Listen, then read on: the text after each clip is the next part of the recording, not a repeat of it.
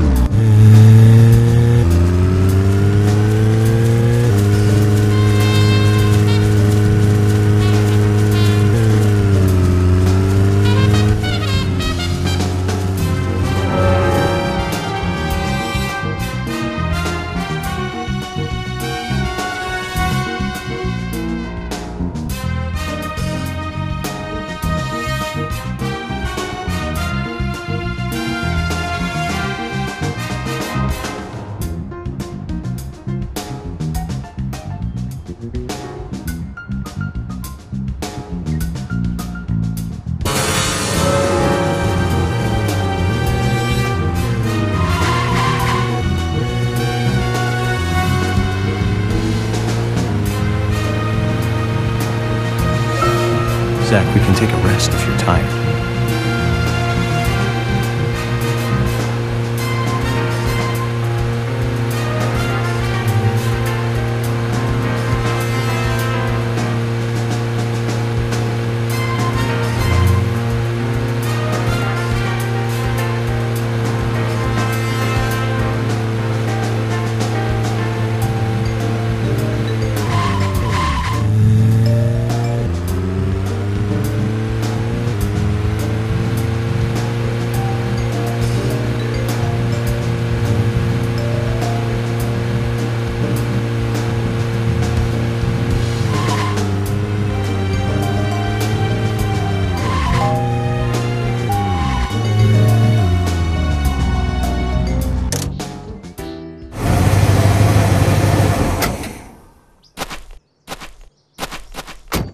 Zach, is there something here that you want to check out? We need to be at the community center by 1500 today. Just think of talking in front of all those people. What do you think, Zach? It's going to get fun.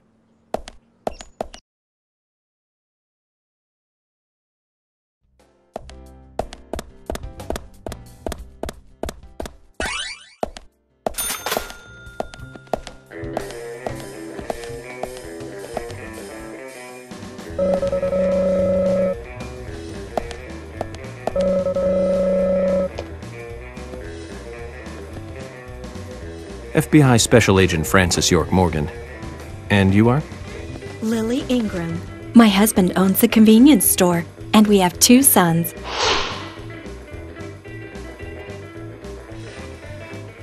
I like to think that I'm just a regular wife in a regular family.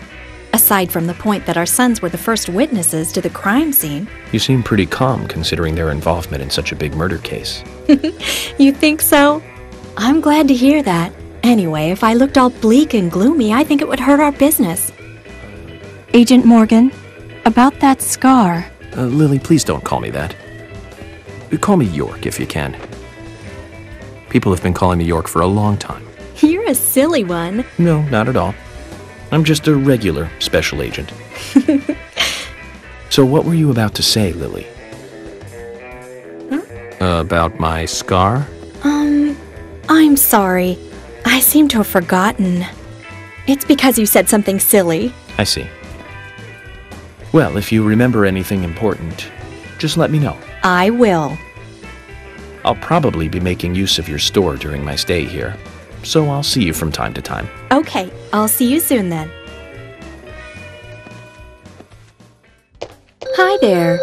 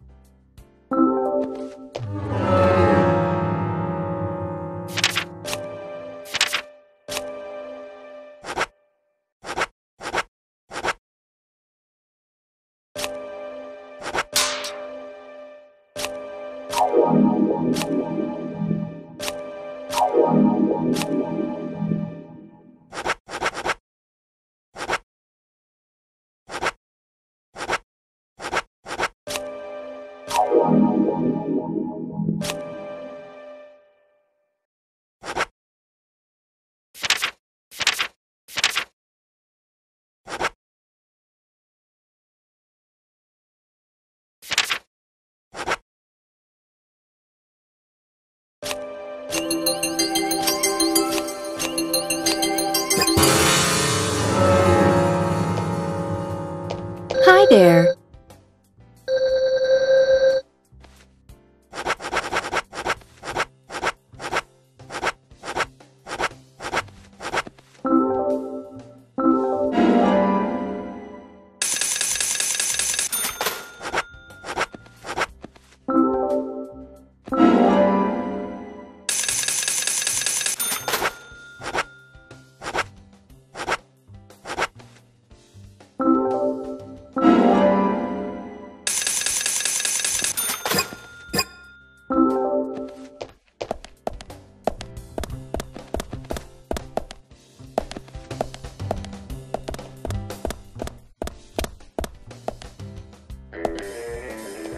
So, you're the talk of the town.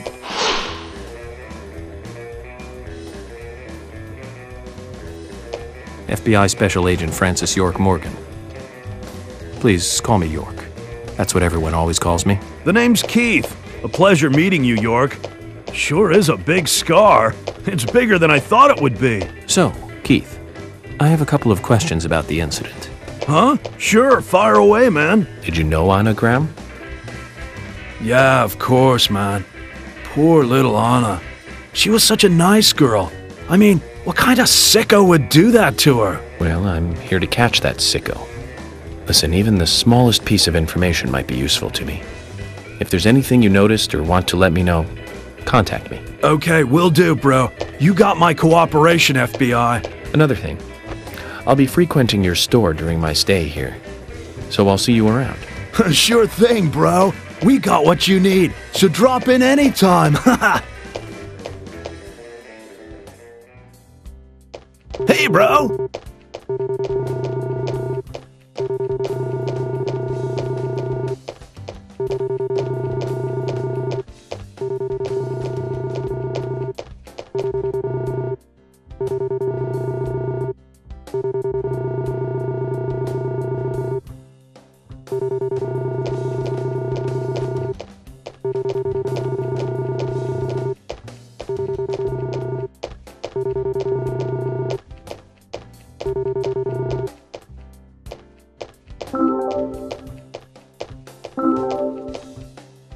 Hey man, the spot on the map is called Cope's Tunnel. It's one of a couple of places in town where, like, spooky stuff happens.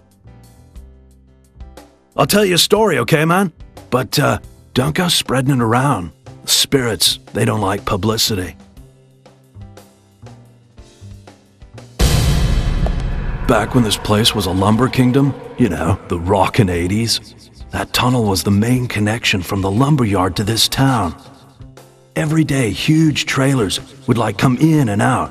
Lots of traffic, dude. Of course, some people were all up in arms. Save our nature, stop pollution, you know. Big business was pushing in here from all over the US of A. Everyone was bickering over the forest. So some of the town people got even more worked up, you know. They started a protest inside the tunnel itself. I guess maybe that was the start of all the bad times. Bad times? Oh yeah, man. Rough stuff and heavy times, man. The conservationists and the lumber workers faced off with each other. Neither side was backing down, and that made things worse. Amid all this chaos, there was a man and a woman who got engaged. Problem was that the man was a lumberjack, and the woman, she was a tree hugger. They rarely ever fought, but then, one morning, they had a lover's quarrel. People think that her love of nature clashed with his profession. But we'll never know what they really were fighting about that morning. The man shouted, he called her an idiot, and then he stormed out and went to work. If only he had known, that would be the last word he would ever say to her.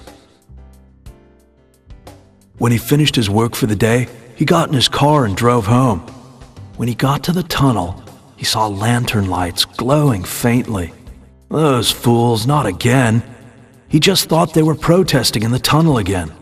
And to scare them a little, he decided to speed up. He probably thought they'd all scatter so he wouldn't hit them. But the lights didn't move. In fact, one came toward him. A second later, there was a thud, and the lantern flew up into the air. He slammed on his brakes, too late, of course. Then, totally freaked, climbed out to see what had happened. I don't need to tell you who he hit, do I? What's more, in her mangled hand, there was a letter to the head of the lumber mill. A peaceful settlement offer. The woman had no other relatives other than the man, and the lumber mill took no responsibility for the accident. It was going out of business anyways. What happened to the man then? No one saw him again. Some say he killed himself, or simply just vanished. You know, he might still be in the tunnel, weeping over his lost love. So now, some folks say there's a ghost of a young man that haunts the tunnel. I told you it was called Cope's Tunnel, right? Well, check this out. Some people call it Corpse Tunnel now. You better be careful, Mr. FBI, if you go down there by yourself.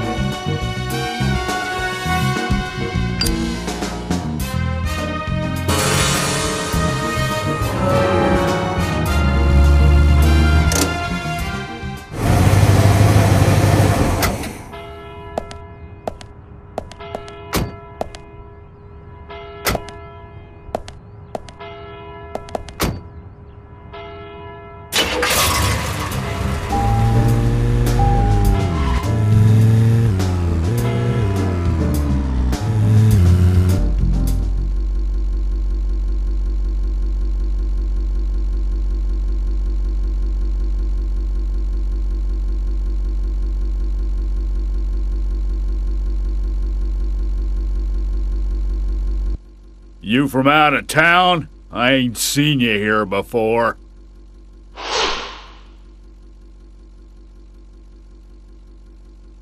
I'm Francis York Morgan, FBI Special Agent. I'm investigating the death of Anna Graham. Do you have any info on Anna or any suspicious individuals? I ain't got nothing to tell the cops. What about the FBI? Shut up! At least give me your name. I'm Jack. They call me Raging Bull. That's a manly nickname. Shut it!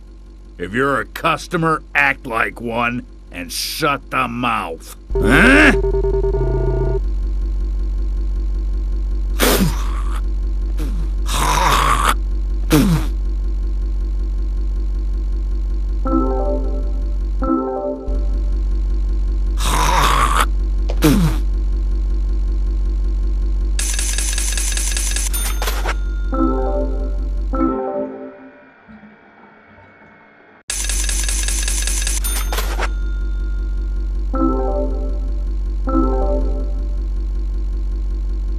Jack, here's the Ben Franklin you wanted. Give it to me.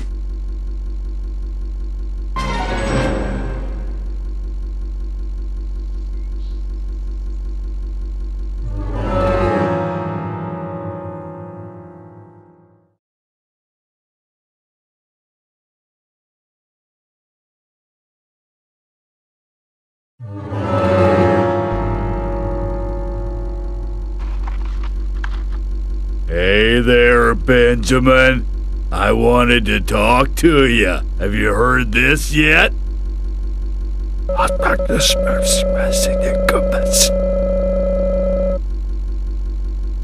I'll tell you another one when I see you again.